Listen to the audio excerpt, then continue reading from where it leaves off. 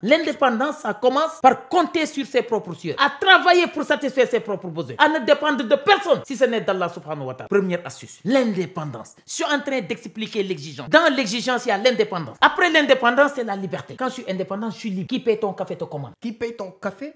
Te commande. Il faut noter ces astuces-là. Personne ne paye mon café. Hein. Il ne faut pas essayer de payer mon café.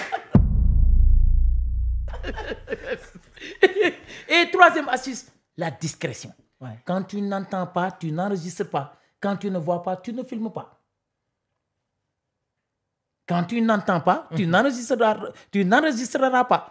Mais quand tu ne verras pas, tu ne filmeras pas. Ouais.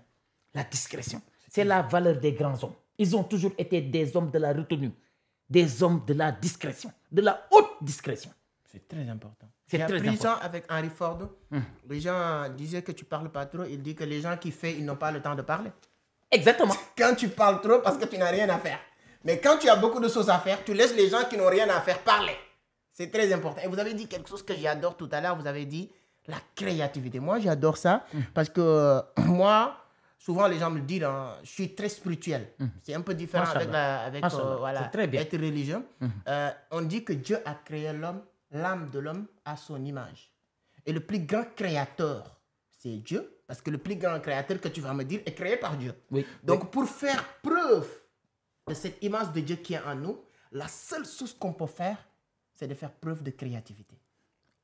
C'est pourquoi un homme doit apprendre à créer. Absolument. Et lorsque j'ai compris ça, la première chose que j'ai fait, c'est créer ma page YouTube. J'ai créé mes livres. Et ça nous sort de la monotonie consommative.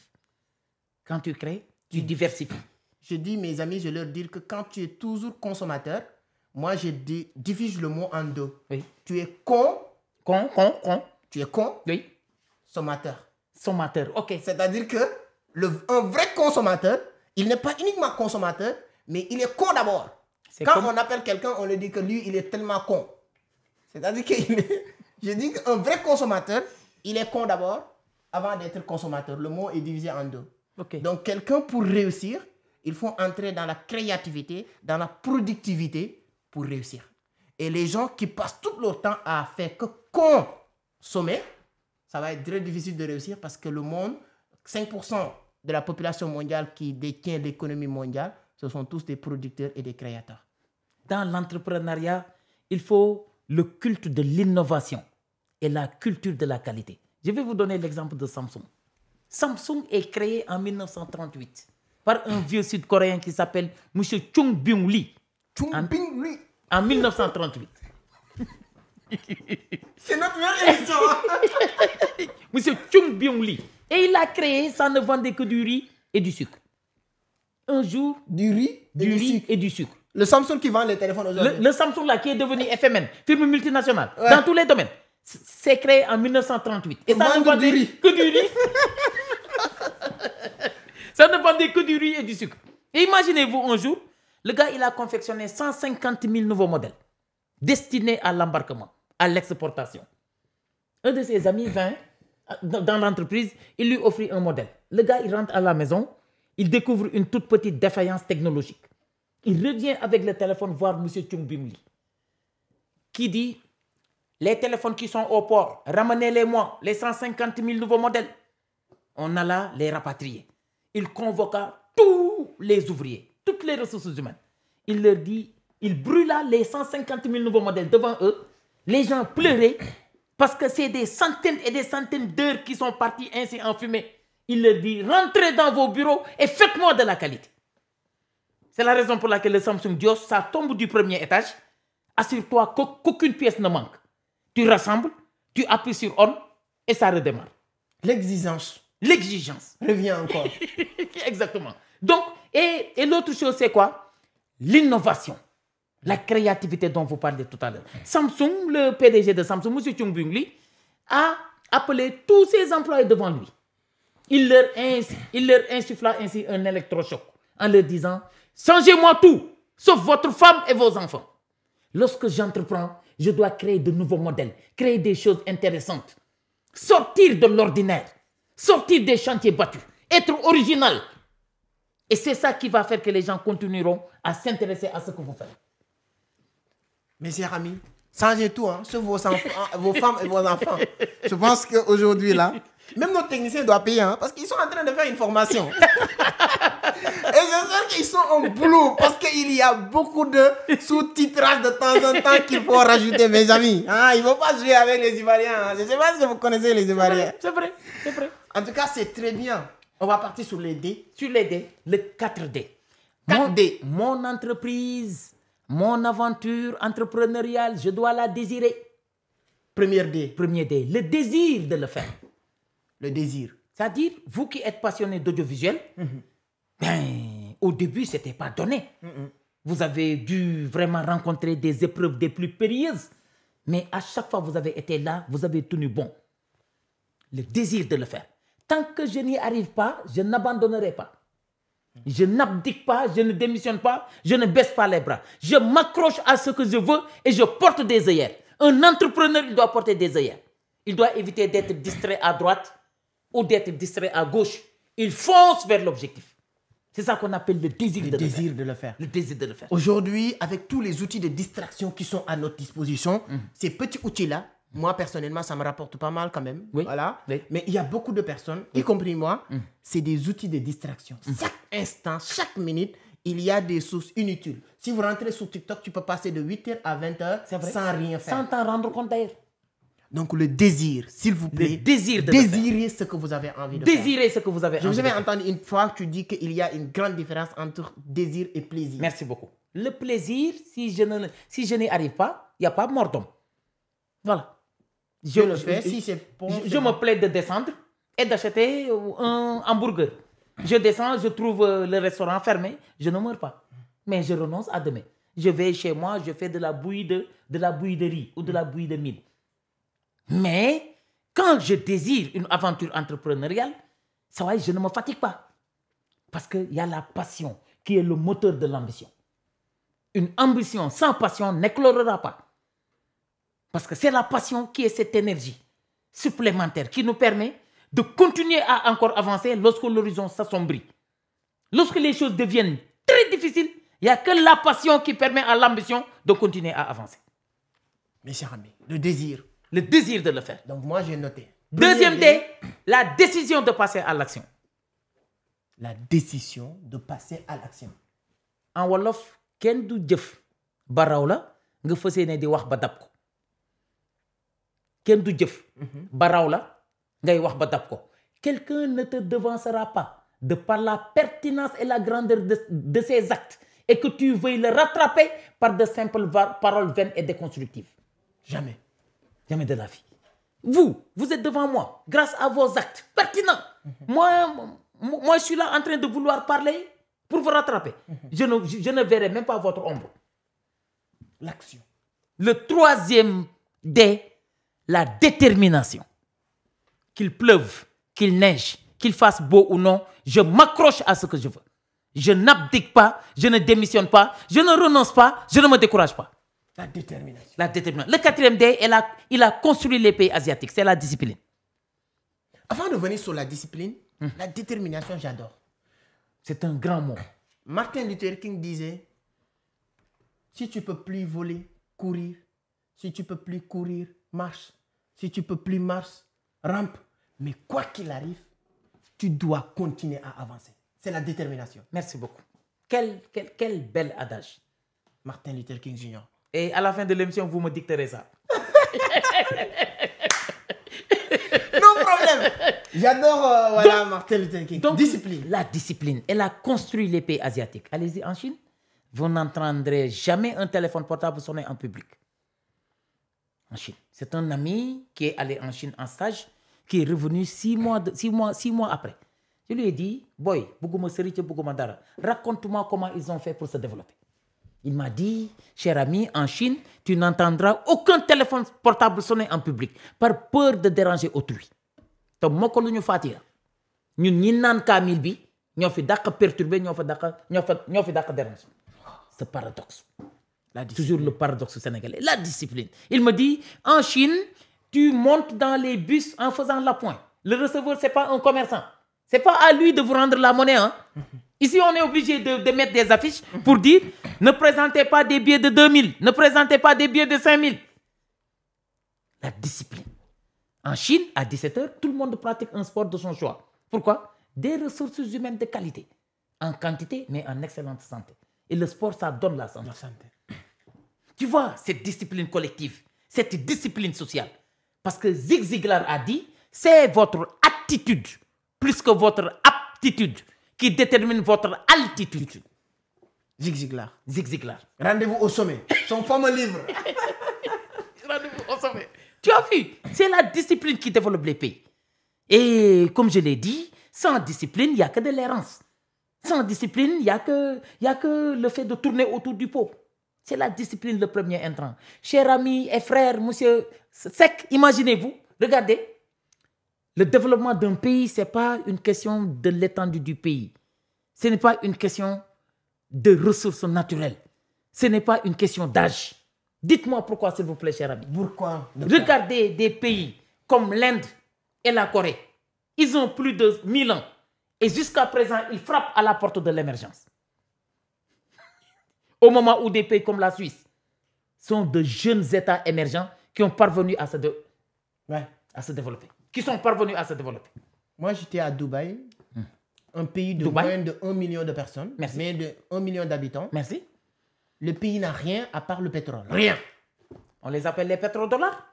Ils sont construire le pays dans une désert. Un pays où il n'y a pas de mer, ils ont créé une mer artificielle. Artificiels. Un pays où il n'y a rien, il y a 50 ans de cela, et aujourd'hui, Américains, Chinois, Européens, quand tu mets les pieds dans ce pays-là, c'est-à-dire que Tu es ébloui, tu es charmé. parce qu'ils sont construits. Moi, j'ai acheté le livre du Cheikh, Cheikh Ben El Maktoum, le patron de Dubaï. Je lis, je pose. Parce que ce qu'il explique, C'est très profond. à chaque fois qu'il prend une décision pour faire quelque chose à Dubaï, parce que c'est des cités à l'intérieur de Dubaï, Ok. les gens lui disaient que même sa famille, c'est pas possible. Mais sa détermination de le faire et la discipline. Mais il y a une partie que j'adore. Il dit, on l'a dit que, comment tu es fait pour devenir aussi fort, cher Ben? Il dit parce que les temps difficiles créent des hommes forts. Les temps difficiles créent des hommes forts. Vous entendez parler de cela. C'est profond, cher frère. Oui, parce qu'il dit que ses parents n'avaient pas les moyens. Ses parents leur mettaient dans un temps très difficile. Monsieur Sadio Mané, avec son ballon en tissu. Exactement. Et il dit ces temps forts, ces temps difficiles, créent des hommes forts. Et les hommes forts créent des temps faciles. Machallah. Et les temps faciles créent des hommes faibles. Et les hommes faibles C'est le fameux bail. créaient des temps difficiles. Tu vois? Quand tu es né dans une situation très difficile, tu deviens fort. La valeur de l'épreuve. L'université des épreuves. Exactement. Quand tu es fort maintenant, toi, forcément, tu vas créer des temps faciles. Oui, oui. C'est pourquoi lui, il crée des temps faciles Oui. pour toutes les personnes Oui, qui viennent à Dubaï. Oui, oui. Mais toutes ces personnes qui vont naître dans ce temps facile-là, ils ne vont pas savoir cette détermination, ce courage. Ils vont créer maintenant des temps difficiles, des temps faciles. Et ces temps faciles vont créer des hommes faibles. Et les femmes faibles vont créer encore des temps Le difficiles. développement d'un pays, ce n'est pas une question de ressources naturelles, ni d'étendue du pays, ni d'âge. C'est la détermination et la C'est le discipline. comportement. Le comportement qui construit un pays. J'ai remarqué une chose à Dubaï. Quand tu viens dans un restaurant, c'est ton téléphone que tu mets dans votre chaise ou bien dans une table pour prendre place. Ah bon? Partir chez toi, fais semblant d'oublier ton téléphone, tu pars. 5 heures de temps, tu reviens, tu prends. Wallahi. Les gens, comme vous l'avez dit tout à l'heure, on est à la télévision, il y a beaucoup de personnes qui nous suivent. Mais Tu mets ton téléphone sur le territoire, là où tu prends le bus, tu pars. Le téléphone te suit chez toi. Tellement discipliné, c'était 2021, la première fois que j'étais parti. La première chose qui m'a marqué, sur les passages piétons. Tu arrives dans une passage piéton, il y a beaucoup de personnes qui sont là. Je salue tous mes amis de Dubaï. Il y a beaucoup de personnes qui sont là à côté, en train d'attendre. Il n'y a ni voiture gauche, ni voiture droite. Vous savez pourquoi il attend? oui. Il attend le feu vert. Ici. C'est un pays où il ne met pas en prison rapidement, à Dubaï. Ah d'accord. Ah, d'accord. Mais il y a trop d'amendes Il y a trop d'amendes. pour discipliner les gens. Un petit faux pas, on t'amende $3,000. Moi, en 2021, j'étais là-bas vers Covid. À chaque fois que je descends sur l'hall de mon hôtel, j'enlève le masque. Et à chaque fois que le mec me dit qu'il faut porter le masque et tout ça, moi, à chaque fois que je reviens sans masque. Il me dit que ce sera la dernière fois que je te le dis. Pourquoi la police ne t'a pas encore interpellé dans cet hôtel? Parce qu'on sait que tu n'es pas d'ici. Mais prochaine fois, on va venir et on va t'amender 3,000 dirhams. 3,000 dirhams, c'est équivalent de $1,000, 600,000. 600 000. Pour une amende de ne pas porter de masque. Pour confirmer C'est excessif. ce que vous parlez de la discipline. Vous savez, l'économie n'émergera pas tant que les mentalités n'émergeront pas. L'économie ne se développera pas tant que les mentalités ne se développeront pas. C'est très, très profond. C'est très profond. Il faut les mentalités. Il faut les mentalités. Il faut changer les gens. C'est-à-dire que reconscientiser les gens pour leur savoir. C'est-à-dire que c'est pourquoi j'apprécie vraiment cette culture que les nouvelles autorités veulent inculquer aux Sénégalais. C'est vrai. C'est-à-dire que d'avoir cette discipline et de savoir que le développement ne viendra pas de l'autre, mais de nous d'abord. On a beau créer 1000 son excellence, M. Diomaye Diakhar Faye, si les comportements ne changent pas, le développement ne viendra pas. C'est moi qui vous dis ça. Parce que le développement, il est d'abord culturel avant d'être économique et technologique. Le développement, il est d'abord culturel avant d'être économique et technologique. Si les mentalités n'émergent pas, l'économie n'émergera pas. Donc au Sénégal, en Afrique, le seul défi que nous avons, c'est ni l'émergence, ni le développement, mais c'est de renouer avec nos racines socioculturelles de base. Une fois ce préalable-là conquis, le développement et l'émergence viendront tout seuls. Alors, je pense qu'on a appris beaucoup de choses, les amis. Vraiment, donnez votre point de vue sur les commentaires. C'est toujours un plaisir de vous lire. Vraiment, je veux beaucoup de cœur pour le docteur parce qu'aujourd'hui, moi, je ne sais pas quoi lui dire. Je ne peux jamais lui dire merci. Parce que moi-même, j'apprends beaucoup de choses avec lui. Oui. Et aujourd'hui, je pense qu'on a appris beaucoup. On a parlé des 4F, on a parlé des 4D. Docteur, on va parler de quoi encore? On va parler des 4J. 4J. C'est en Wolof le Djom, le Djoup, le Djomb et le Djambare. Le Djom, c'est-à-dire quand tu entreprends, tu dois en permanence te surpasser et dépasser tes limites. C'est-à-dire tu ne dois jamais faire moins que la veille. À chaque fois, tu te remets en question. Et c'est quoi se remettre en question? C'est se poser des questions. C'est ça la remise en question personnelle. Donc le Djom, vous savez, le Djom, ça permet à une personne que ton aïeux ne te porte pas sur tes épaules et que tu sois de petite taille que lui. C'est-à-dire, Djom mooy tax nit du la tungoom nga gën koo gàtt. Djom mooy tax nit du la tungoom nga gën koo gàtt. Yenn saa yi nga gis nit ñu tungoom ko mu gën a gàtt ki ko tungoom. Loolu yaafus moo koy waral. Yaafus. Djom contraire yaafus. Nit bu yaafusee. ki ko tungoom da koy gën a gàtt. waaye nit bu amee jom ki ko tungoom da koy sut. C'est ça l'éternel surpassement de soi et le dépassement de ses capacités. C'est très important. Il y a des gens, ce que j'ai compris sur ça, sur mes amis de la Côte d'Ivoire, c'est-à-dire qu'il y a quelqu'un qui est là pour toi et qui fait tout pour toi, oui. Mais tu es toujours au-dessus de lui. Tu ne cherches jamais à faire plus, tu ne cherches jamais à faire un peu même d'effort. Il doit t'inspirer pour connaître de meilleurs résultats. Et dans la vie, tout ce qui n'avance pas recule. Donc l'entrepreneur, il doit avoir un esprit entrepreneurial, mieux, une culture entrepreneuriale, mais teintée de valeurs cardinales telles que le Djom. Ni dafay am Djom. Et je vais raconter une anecdote. Un jour, tu sais, dans la société traditionnelle, tu te levais un jour et tu dis à ton enfant, va passer la journée chez ta tante, va passer la journée chez ton oncle. Pourquoi? Quel a été le but et la finalité? C'était pour que cet enfant-là recueille des conseils, des stratégies, une nouvelle vision de la part de l'homme chez qui il a été. Et un jour, Cheikh Ahmadou Bamba Khadim Rassoul a demandé à Cheikh Saleh Mbacké, son enfant, d'aller passer la journée auprès de Mame Thierno Birahim Mbacké, à Darou Mouhty. Et quand il est allé, Mame Thierno lui a dit, l'excellent travail qu'a accompli votre père pour le vénéré prophète Sayyidina Muhammad sallallahu alayhi wa sallam, à part la grâce d'Allah subhanahu wa ta'ala, il le doit à un seul mot, c'est le Djom. Liggéey bu rafet bi sa baay bi liggéeyal yonent bi alayhi salaatu wasalaam ginnaaw dogalu yàlla muy dogal benn baat moo ko may muy jom kon rëkk waay Mbàkke na nga yokk jom te li nga xamul mooy suñu sàq yaa ngi fees dell benn ñanaaw du la maanaam dara du la topp suñu ngunu yaa ngi fees dell ak ay njanaaw dara du la si topp suñu gétt gaa ngi ne fees dell ak ay xaraki nag gi béy deesu la si jox dara tey da ngay ñibbi ak benn baat ngay ñibbi wàlle muy jom aujourd'hui tu ne vas rentrer qu'avec un seul mot c'est le jom on ne va te donner ni mil ni maïs ni arachide ni poulet ni bétail mais tu vas rentrer avec un seul mot c'est le jom. C'est avec ce jom-là que Cheikh Salih Mbacké a construit Khelcom. C'est avec ce jom-là que Cheikh Salih Mbacké a construit une génération de jeunes disciples. Ouais. jox leen ma xale yi. ma def si ñoom lu sëñ Bamba doon def ci mag ñi.